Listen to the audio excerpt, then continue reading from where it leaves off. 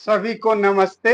मैं doctor Ashok अयोध्यावासी YouTube channel पर आप सभी का स्वागत करता हूं। आज एक नए वीडियो के साथ मैं आपके सामने फिर से उपस्थित हूं और आज के वीडियो का विषय है सर दर्द। तो वीडियो शुरू करने के पहले मैं आप लोगों से एक निवेदन करना चाहूंगा कि अगर मेरा वीडियो आप पहली बार देख रहे हैं तो मेरे चैनल को सब्सक्राइब करें और बेल आइकन को क्लिक करके ऑल नोटिफिकेशन सेलेक्ट करें, जिससे मेरे वीडियोज आप तक तुरंत पहुंचते हैं। ये वीडियो आपको कैसा लगा कमेंट करके मुझे अवश्य बताएं। आप लोगों के कमेंट से मेरा मनोबल बढ़ता है कि मैं अच्छे वीडियो लेकर के आपके सामने आता। वैसे तो सरदर्द कोई बहुत बड़ी बीमारी नहीं है, क्योंकि सरदर्द के जो सामान्य कारण है अगर उसे दूर कर लिए जाएं तो सरदर्द अपने आप दूर हो जाता है। कई बार गर्मी की वजह से सर दर्द होता है, कई बार ठंड की वजह से सर दर्द होता है, कई बार ऑक्सीजन कम मिलने की वजह से भी सर दर्द होता है। लेकिन एक प्रमुख कारण है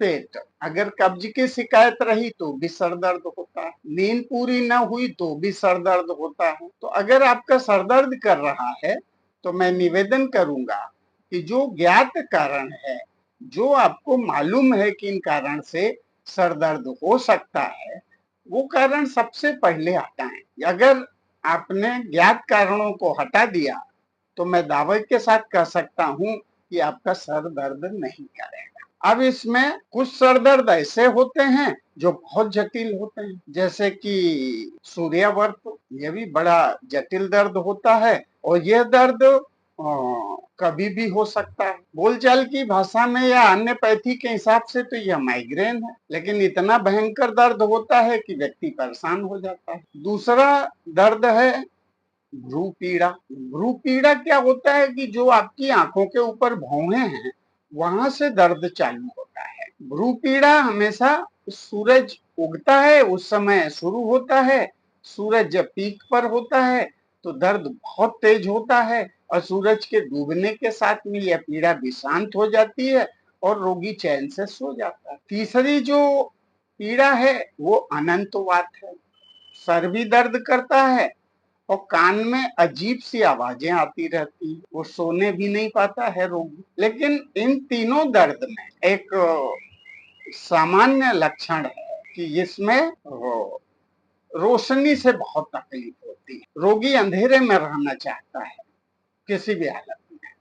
कई बार तो ये होता है कि रोगी आंख के ऊपर पट्टी रख करके अंधेरे में बैठा रहता है। तीनों का अंतर आप समझ लीजिए कि जो आधा शीशी का दर्द है, अधकपारी है, अर्धावभेदक है, या फिर जिसको मैं सूर्यावर्त बोल रहा हूं, यह माथे से लेकर के पीछे तक एक हिस्से में, चाहे राइट साइड में हो और चाहे लेफ्ट साइड में हो, कहीं भी दर्द हो सकता है। और यह दर्द दिन में भी हो सकता है, रात में भी हो सकता है, या दर्द हो तो दिन रात दर्द होता ही रहे, ऐसा भी होता है कई। लेकिन भ्रू पीड़ा में दर्द की शुरुआत हमेशा भौहों के पास से होती है और कनपटी में भी बहुत तेज दर्द होता है। ऐसा लगता है कि कान के पास में ही दर्द बहुत तेज हो रहा है और सूरज जैसे जैसे उग रहा है दर्द बढ़ रहा है। और तीसरा जो दर्द का प्रकार है, ये तीनों सर दर्द ही हैं। अनंतवात। अनंतवात में आंखों में भी दर्द होता है और चेहरे के आधे हिस्से में दर्द होता है और ये दर्द बहुत भयंकर होता है। तो इन तीनों प्रकार के सर दर्द के लिए, या कहिए अंग्रेजी आप ज्यादा समझते हैं तो आप समझ लीजिए कि जिसको आप माइग्रेन कह रहे हो उसके लिए। भाई हमारे यहाँ तो अंग्रेजी चलता नहीं है और सामान्य सर दर्द को हम सर दर्द मतलब बहुत बड़ी बीमारी मानते नहीं है। पर ये जो भयंकर बीमारी है सर दर्द की, इसकी जो 3 किस्में हैं, जो 3 प्रकार है, ये कफ, वात, पित्त किसी के भी कारण से हो सकता है।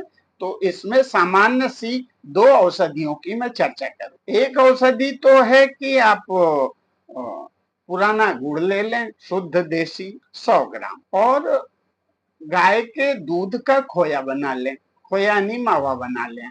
वो भी घर पर ही बनाए, बाजार से ना लें तो ज्यादा अच्छा है, मैं यही सलाह दूंगा। तो खोया ले लें 100 ग्राम। दोनों को हमाम दस्ते में डाल करके खूब कूटें।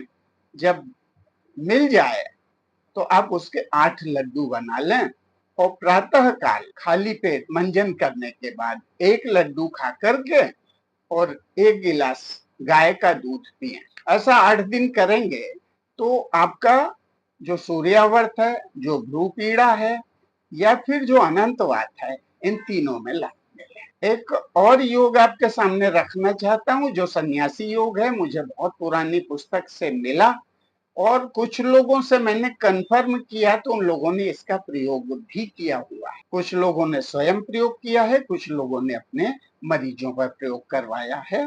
तो यह भी योग बहुत ही अच्छा है और दवा बड़ी साधारण सी। आप लोग भटकटैया के बारे में जानते होंगे, जिसको कटेरी या कंटकारी भी बोलते हैं। तो उसका पका हुआ फल ले लें और छाया में सुखा लें। छाया में सुखाने के बाद में उसको कूट पीस करके कपड़ छान करके और फिर खरल में इतना बारीक करें, इतना बारीक खरल करें कि टेल्कम पाउडर जैसा हो जाए। तो जब भी आधा सीसी सूर्यावर्त, भ्रू पीड़ा या अनंतवात का कोई रोगी हो, 1 चुटकी उठा करके आपको नस से लेना है, यानी नाक से सूंघना है।